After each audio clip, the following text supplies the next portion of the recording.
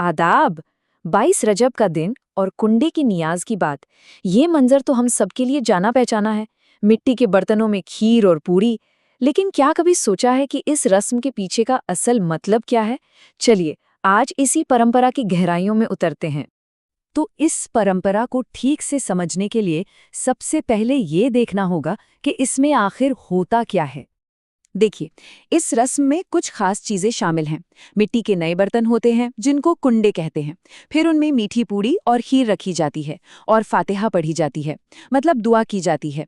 ये आप कह सकते हैं एक तरह से दुआओं के कबूल होने पर शुक्रिया अदा करने का तरीका है। और सबसे जरूरी बात, ये लोगों को एक साथ लाती है, भाईचारा बढ़ता है।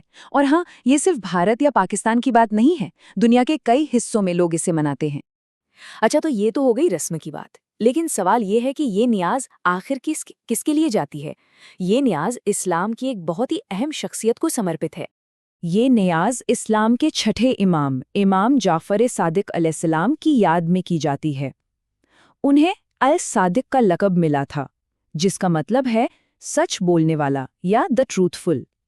उनका इल्मी मकाम इतना बुलंद था कि शिया फिक्ह यानी इस्लामिक ज्यूरिस्प्रूडेंस के एक पूरे स्कूल का नाम जाफरी स्कूल उन्हीं के नाम पर है।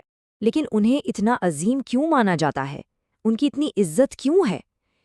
इसका जवाब उनके इल्म के बहते समंदर में छिपा है। जरा इस नंबर पर गौर कीजिए, 4000। ये कोई मामूली आदद नहीं है। ये उन स्टूडेंट्स की तादाद थी जो मदीना में इमाम की यूनिवर्सिटी में पढ़ते थे। सोच के देखिए उनके असर का पैमाना क्या रहा होगा। और ये मत सोचिए कि ये कोई आम सा मदरसा था, बिल्कुल नहीं। यहाँ का सिलेबस इतना डाइवर्स था कि लोग हैरान रह जाते थे। दीनी तालीम तो थी ही, उसके साथ साथ केमिस्ट्री, एस्ट्रोनॉमी, मेडिसिन, फिलॉसफी, ये सब पढ़ाया जाता था। सच पूछिए तो ये ज्ञान का एक ऐसा मरकज़ था जिसने इस्लाम के सुनहरे दौर की बुनियाद रखी। और उनकी तालीम का असर कितना गहरा था, इसका सबसे बड़ा सबूत उन्हीं के एक शागिर्द थे, जाबिर बिन हय्यान। वही जाबिर बिन हय्यान जिन्हें आज पूरी दुनिया फादर ऑफ केमिस्ट्री के नाम से जानती है। कमाल है ना? तो उनकी तारीखी विरासत तो लाजवाब है ही, लेकिन उनकी जो अखलाकी तालीमात हैं वो आज भी उतनी ही रेलेवेंट हैं, उतनी ही ज़रूरी हैं।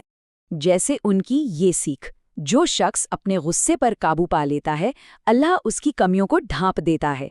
इसमें सेल्फ कंट्रोल की पावर पर जोर दिया गया है। मतलब साफ है, जब हम अपने अंदर की बुराई पर जीत हासिल करते हैं तो अल्लाह की रहमत हम पर नाजिल होती है।